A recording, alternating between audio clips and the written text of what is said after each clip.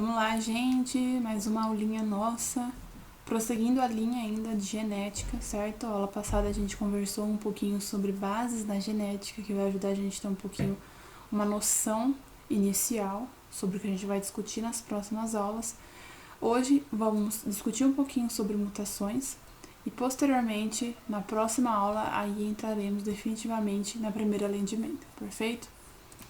Então, o que são mutações, né? A gente ouve muito falar, mutação aquilo, mutação não sei o quê.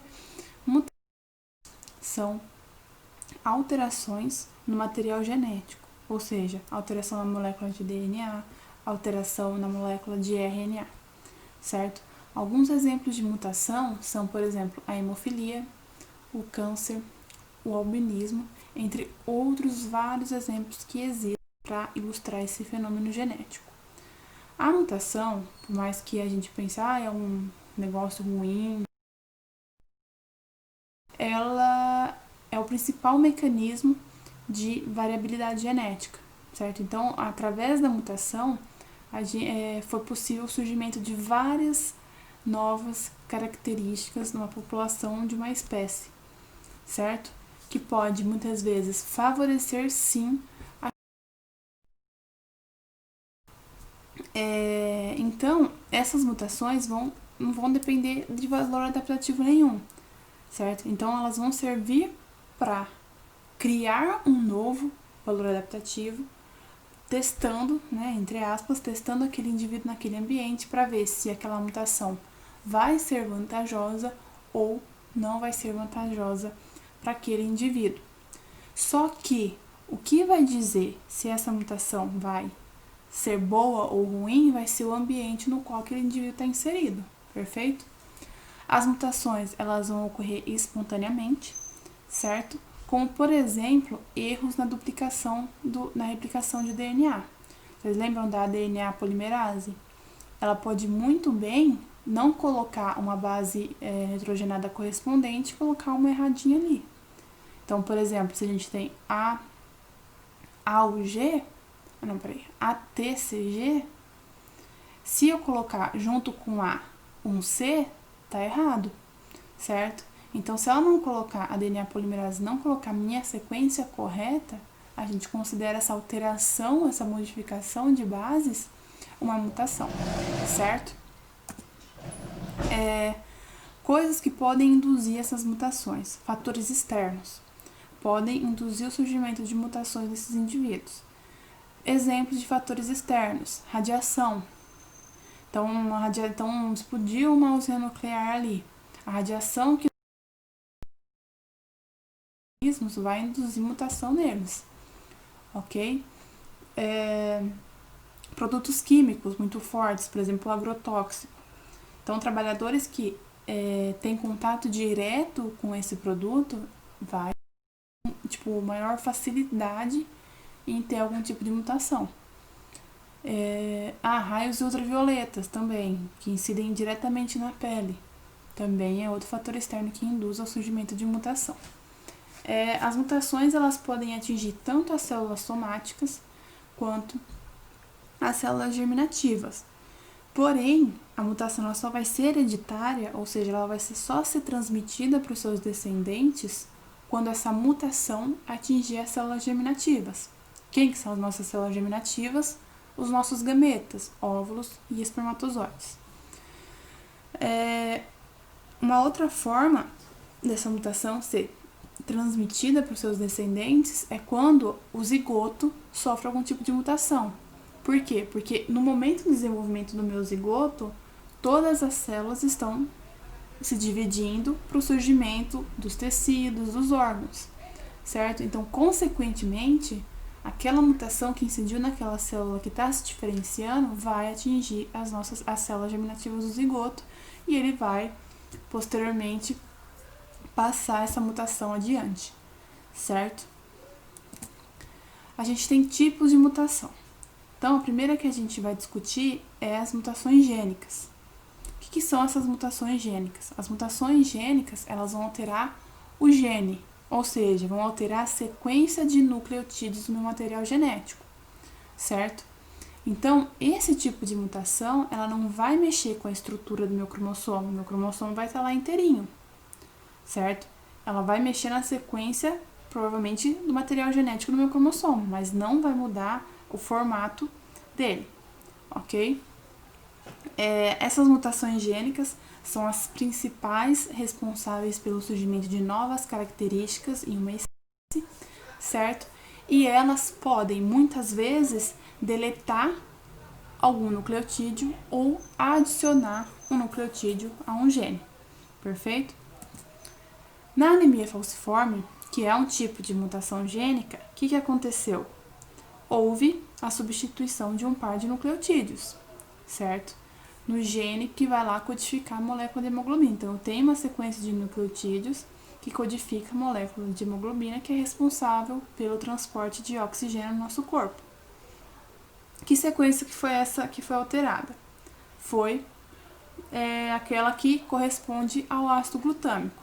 Então, eu tinha minha sequência bonitinha de ácido glutâmico, lá dos meus nucleotídeos, e uma dessas bases da minha trinca foi substituída por outra. Daí não estava mais codificando ácido glutâmico, estava codificando a valina, certo? Então, através dessa troca, a minha hemácia, né, ela mudou de forma. Então, ela não vai ser mais redondinha, ela vai ter lá o formato de foice, por causa dessa substituição de nucleotídeo. Então, o ácido glutâmico codifica o formato redondinho da minha hemácia, enquanto que a valina corresponde ao formato de foice. E essa é a principal característica da anemia falciforme, que são as hemácias em formato de foice. Pessoas que têm anemia falciforme têm uma grande dificuldade em oxigenação, porque como a hemácia dessas pessoas adquiriu uma nova forma, então a capacidade de carregar oxigênio, ela decai, certo? Curiosidade sobre isso. Na África, foi observado que indivíduos daquela região que são portadores da anemia falciforme, elas possuem uma proteção contra a malária. Por quê? Porque o protozoário que causa a malária, que é o plasmódio, ele tem dificuldades em se reproduzir na hemácia desses portadores de anemia falciforme. Então, normalmente, esse protozoário, ele entra no corpo do ser humano, certo? Solta lá, vai lá se espalhando pela corrente sanguínea e só se reproduz dentro das hemácias, normalmente das redondinhas. Como a hemácia no indivíduo de anemia falciforme tem o formato totalmente diferente do que ele está acostumado, então ele não consegue se reproduzir, porque é um ambiente novo que ele não está adaptado a isso. Então o que acontece? Ele não consegue se reproduzir nas pessoas que têm anemia falciforme. Consequentemente, é meio que essas pessoas que têm anemia falciforme têm uma imunização à malária. Elas não conseguem ser contaminadas pelo plasmódio, que é o protozoário. Então, nessa região, pessoas normais que não têm anemia falciforme morrem mais de malária do que pessoas que têm anemia falciforme, certo? Então, voltando para o assunto de adição, substituição e deleção, as substituições, elas tendem a ser menos graves do que as deleções e adições. Porque se ocorrer a substituição de um nucleotídeo por outro, poderá ocorrer a substituição do aminoácido na proteína correspondente alterada. Então, é igual esse exemplo que a gente viu. Se a gente tinha um ácido glutâmico e foi substituído, surgiu a valina no lugar, certo? Beleza.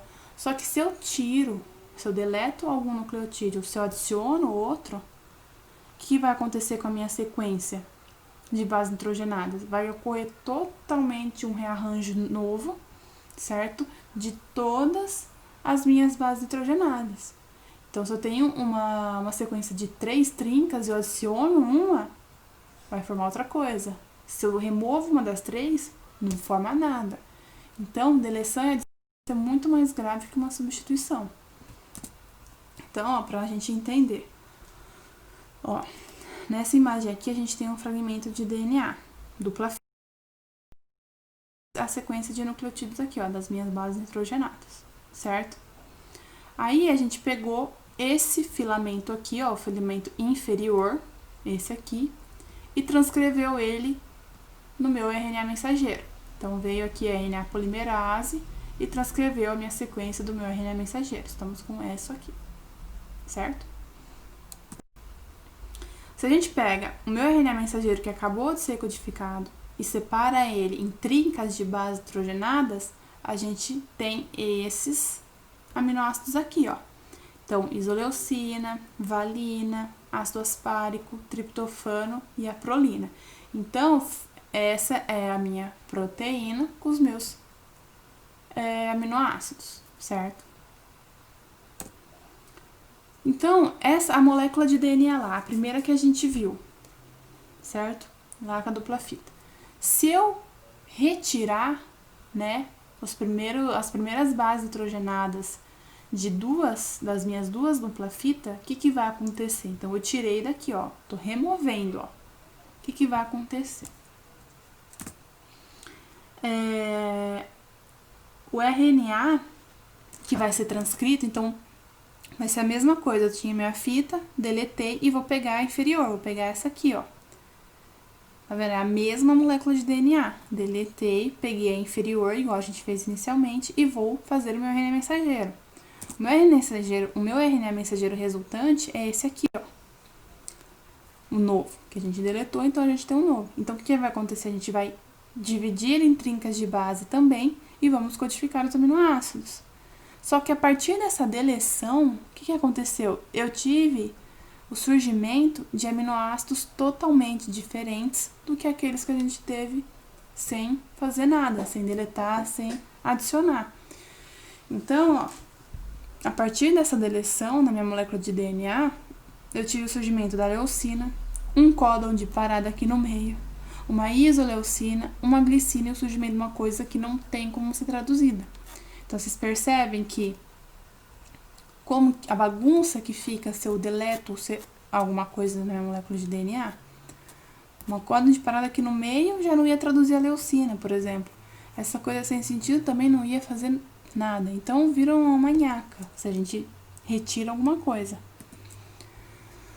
Então, ó, se a gente compara a proteína, essa proteína aqui com a original, com a primeira que a gente fez, a gente percebe que as consequências dessa deleção, elas são muito mais drásticas, certo? Então, essa aqui, ó, é a original, e essa aqui é depois que a gente deletou, ó.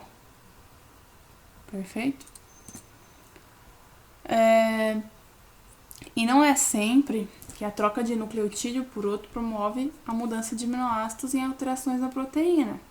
Então, ó, aqui, ó, aminoácidos isoleucina é AU. A gente tem ele e a gente vai substituir o nucleotídeo, né, uracila pelo nucleotídeo guanina. Então, eu tinha AU, virou AUG. Aí virou outro aminoácido metionina. Só que o que a gente está falando? Que não é sempre que a troca de uma base nitrogenada por outra promove mudança de aminoácido. Por quê? Porque, se vocês lembrarem, o nosso código genético é degenerado.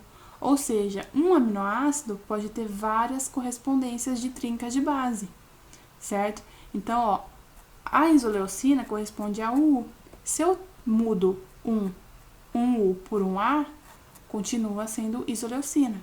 Então, tem esses casos, essas exceções, certo? Que nem sempre a substituição de uma base nitrogenada codifica outro aminoácido. Pode ser que codifique o mesmo exatamente pelo fator do nosso código genético ser degenerado.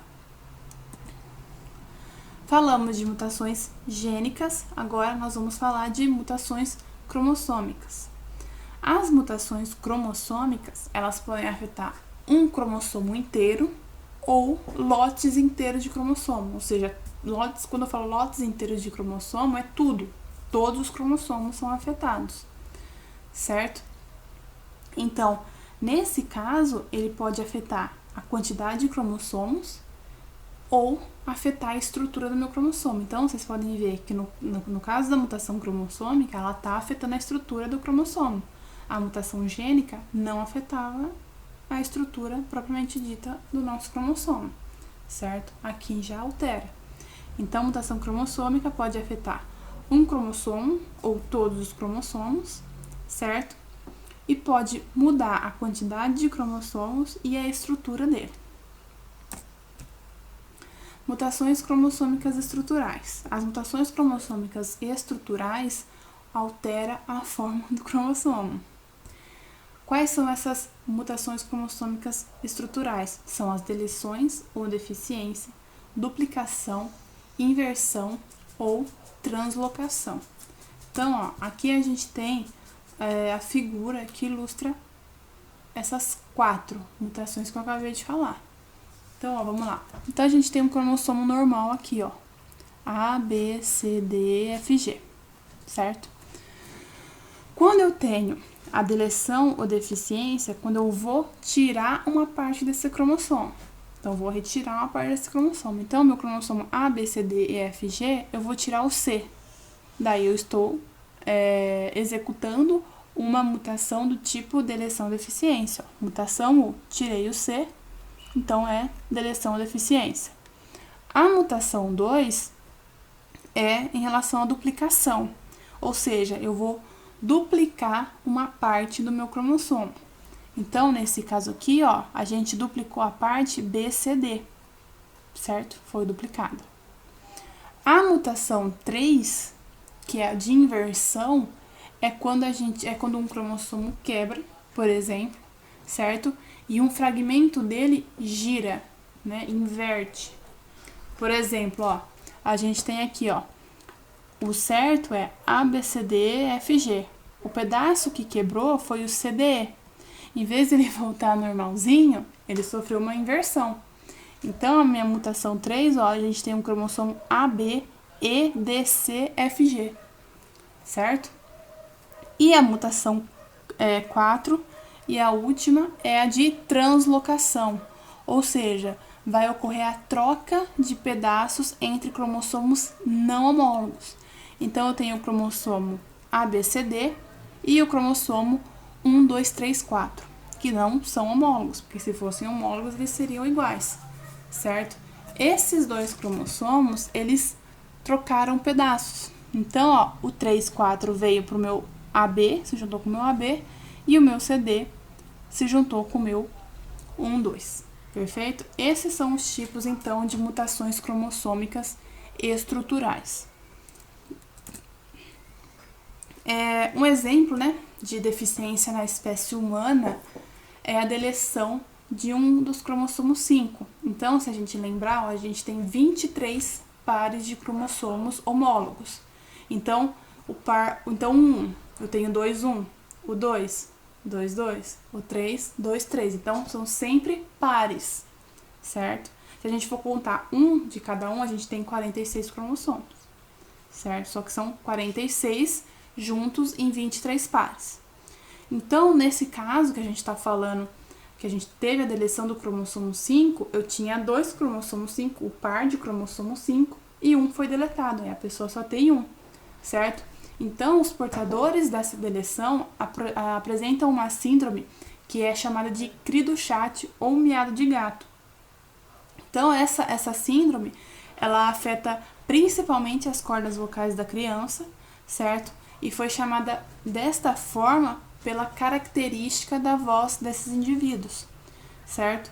Então, os portadores dessa síndrome geralmente apresentam um nível profundo de retardo mental, certo? E dificilmente as crianças que apresentam essa síndrome, elas sobrevivem mais de alguns meses ou raramente poucos anos.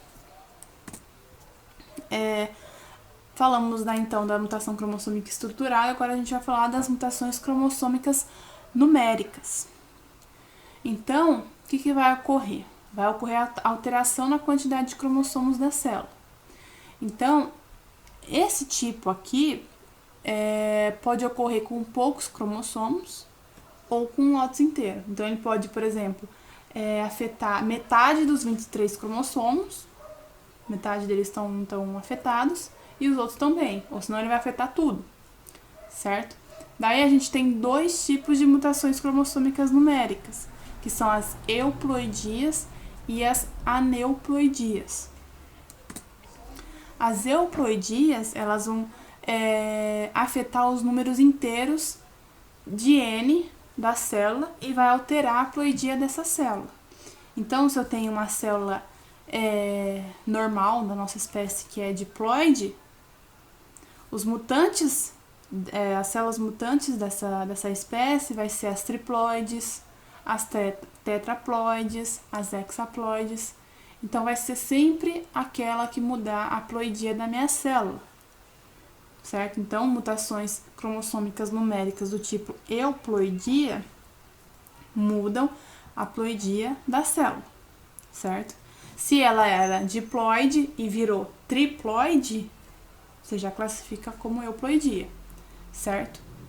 E a gente fala que os valores que são superiores aos diploides, né, os 2Ns, a gente tem um termo genérico para classificar todo o resto como poliploidias, certo?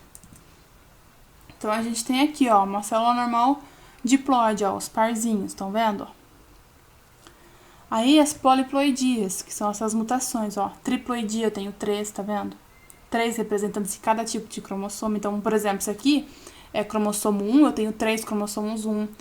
Aqui, por exemplo, eu tenho 4 representantes do cromossomo 1, e aqui eu tenho 6 representantes do cromossomo 1. Vocês têm que ter na cabeça sempre essa imagem de pares, certo? Pares do cromossomo 1, pares do cromossomo 2, pares do cromossomo 3. Isso da nossa espécie, porque a gente tem 23 pares, então vão ser 23 pares de cromossomos, certo? As consequências dessa mutação, né, elas são muito graves. Por isso que na espécie humana não permite que o embrião se desenvolva e posteriormente sobreviva. Porém, em outras espécies, há casos relatados, como no endosperma da angiosperma, que eu acho que vocês vão ver com a Maria, na parte de botânica. Esse endosperma, ele é triploide, certo? Então, ele é diferente da planta em si, porque a planta em si, ela é um organismo que não apresenta essa triploidia. Então, ela é uma mutação, esse endosperma. Existem frutas também que são triploides, né, que não tem essa haploidia normal. O morango não tem diploidia, é triploide. A melancia também é. Então, hoje, né, com o conhecimento do transgênico, a gente tem várias ploidias diferentes, né, para o desenvolvimento de mais alimentos e também para a resistência das plantas contra algumas pragas. Agora a gente saiu de euploidia e vamos entrar em aneuploidia. A aneuploidia só vai afetar alguns cromossomos. Então, vocês lembram que a haploidia poderia afetar metade ou todos, a aneuploidia vai afetar alguns. Pode afetar o par 2, pode afetar o par 23, vai lá afetar alguns. Essa aneuploidia ela vai ocorrer durante a meiose, na formação lá dos gametas. Então, por exemplo, o que vai acontecer? Lá na anáfase 1, onde a gente vai ter a separação dos cromossomos homólogos, esses cromossomos homólogos não se separam, certo? Lá na anáfase 2, onde a gente vai ter as cromátides irmãs, elas também não se separam. Então, a gente vai ter sempre uma deficiência nesses pares de cromossomos. Então, pode ser que alguns gametas venham com mais cromossomos do que outros. Pode ser que venham gametas sem cromossomos nenhum, devido à não disjunção desses meus cromossomos. Se eles não se separam, eles deixam de ir para outro gameta e o gameta vai ser formado sem material genético nenhum, certo? Então, esse fenômeno de não separamento dos meus cromossomos, a gente chama de não disjunção, certo? Então, isso resulta em gametas com um cromossomo a mais ou um cromossomo a menos, certo? Porque quando a gente divide, vai vir um pouco para cá e um pouco para cá. Se a gente não dividir, vai vir tudo para cá ou tudo para cá e nada para cá ou nada para cá, certo?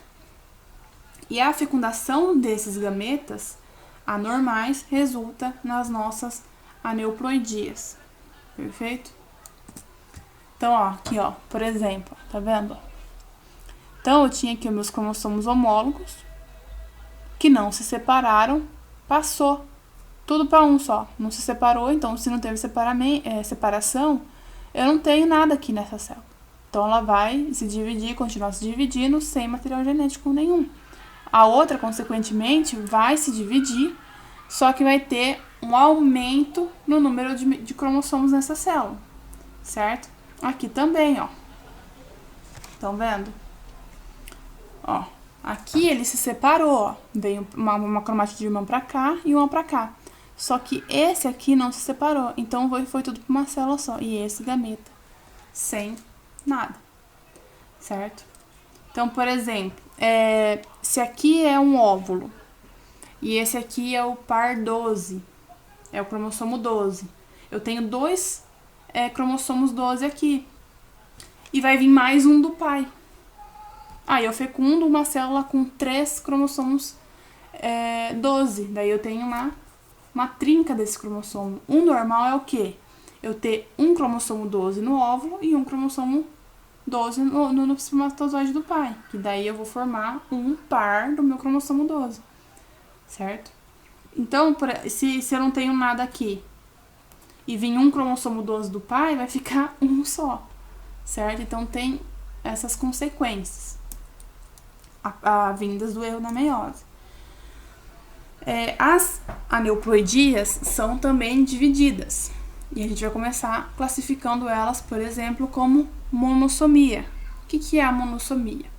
Então, ó, essa situação é ilustrada quando um gameta com um cromossomo a menos seja fecundado por um gameta normal.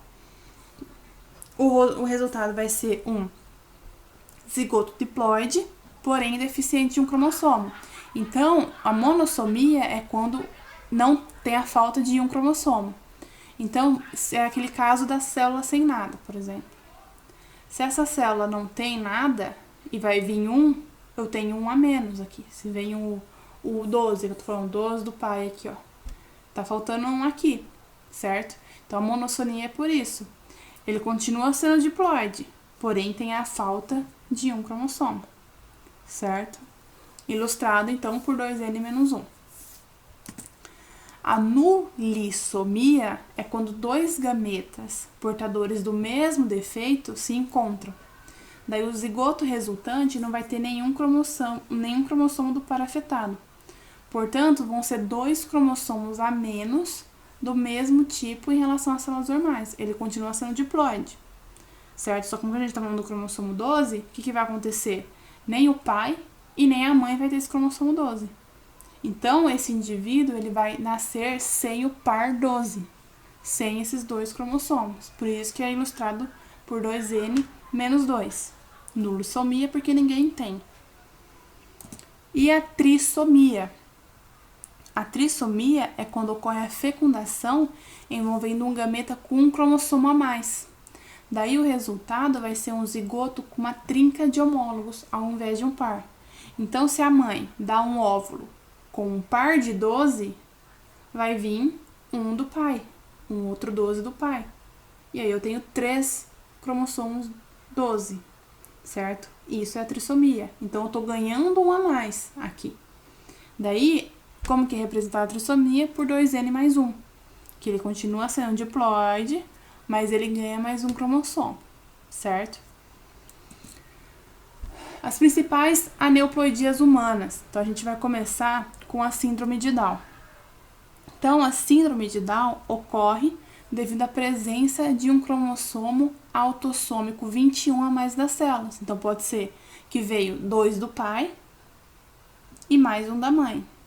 Daí eu tenho 3 cromossomos 21. Sempre lembrando que o normal vem um do pai e um da mãe. Daí eu tenho o par. As aneuploidias humanas, começando pela síndrome de Down, veio 2 de um indivíduo e um do outro, daí eu vou ter 3 cromossomos do tipo 21, certo? Muitas vezes, né, em casos mais graves, os portadores dessa síndrome eles vão apresentar malformações cardíacas, alguns distúrbios visuais e certas doenças respiratórias. Existe uma relação entre a idade da mãe e a chance de nascimento de uma criança com síndrome de Down. Por que isso? Porque a meiose, ela começa a ter falhas, certo? Então, naquele momento da anáfase, a gente vai ter a separação dos cromossomos, eu vou ter a ocorrência de muitos erros conforme essa mulher for envelhecendo. As chances são muito mais altas, certo? Então, quanto maior a idade da minha mulher, maior são as chances de ocorrer erros na meiose e maior são as chances do descendente, né, do filho dessa mulher, nascer com síndrome de Down. Existem trissomias autossômicas que promovem a morte da maioria dos indivíduos, devido à gravidade das alterações provocadas, como a síndrome de Patau, que ocorre a trissomia do cromossomo 15, e a síndrome de Edwards, que ocorre a trissomia do cromossomo 18. Então, aqui a gente tem o cariótipo de uma pessoa com síndrome de Down. Vocês estão percebendo? Então, cromossomo do tipo 1 eu tenho os meus dois bonitinhos, cromossomo do tipo 2 tem o parzinho aqui, tá vendo? Sendo esse pode ser vindo do pai, esse pode ter vindo da mãe, do pai e da mãe. Sempre um vem de cada um, certo?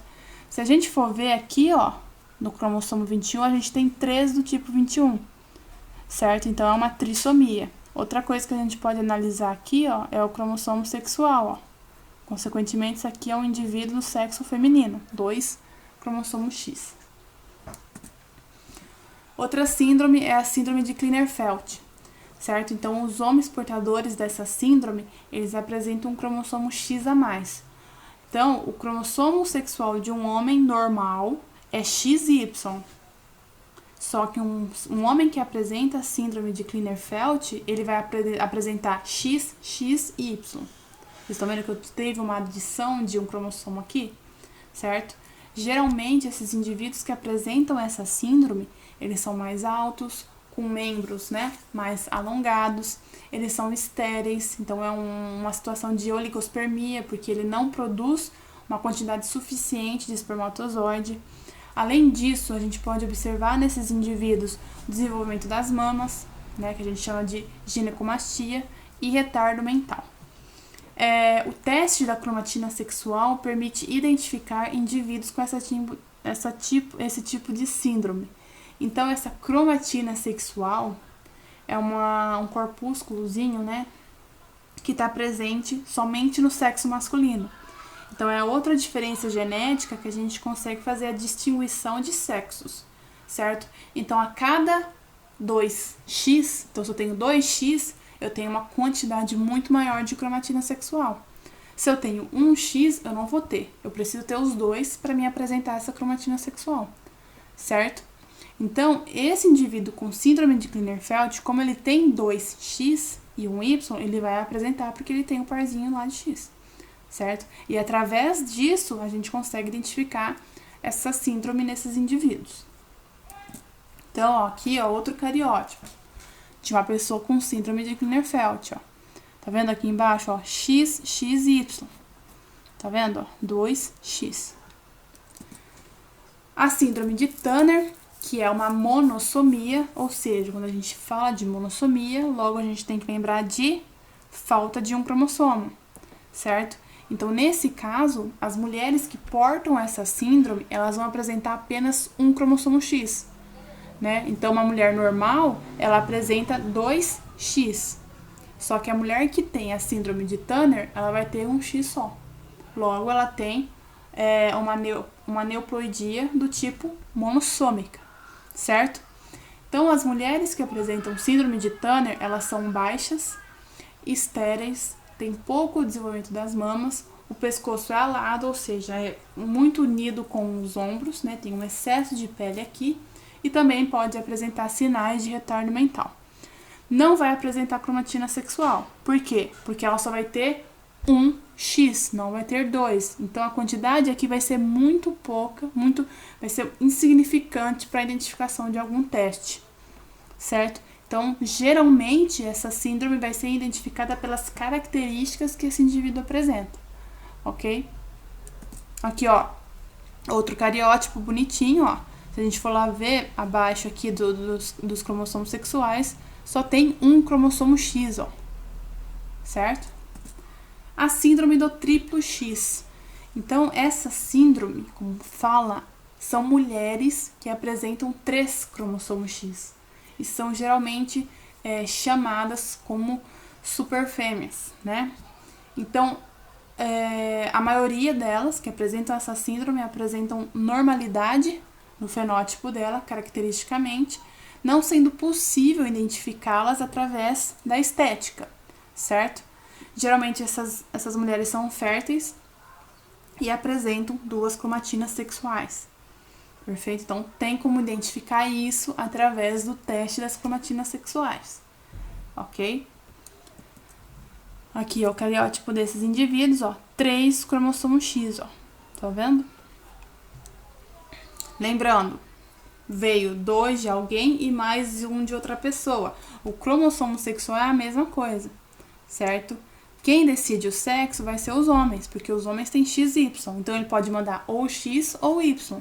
A mulher tem 2X, então ela sempre vai mandar o X, ok? Então veio 2 daqui, veio 1 daqui e pode ter vindo 2 daqui, ou veio 2 daqui e 1 daqui. Por isso que ela tem 3. E a síndrome do duplo Y. São homens portadores que apresentam 2 cromossomos Y, sendo considerados supermachos. Geralmente, esses indivíduos podem apresentar uma estrutura elevada e uma produção maior de testosterona. Consequentemente, essas pessoas são mais hiperativas e apresentam um status elevado de agressividade pela maior produção desse hormônio. Esses indivíduos geralmente são férteis e não podem ser identificados pelo teste da cromatina sexual, visto que eles apresentam somente um cromossomo X. Porque eles são um duplo Y, então é X, Y e Y. Então, aqui a gente tem, ó, o cariótipo desse indivíduo, ó. Se a gente ver aqui embaixo, ele só tem um X e 2 Y. Ok, ó. Beleza? Aqui a gente tem uma tabelinha que une todas essas síndromes que a gente falou.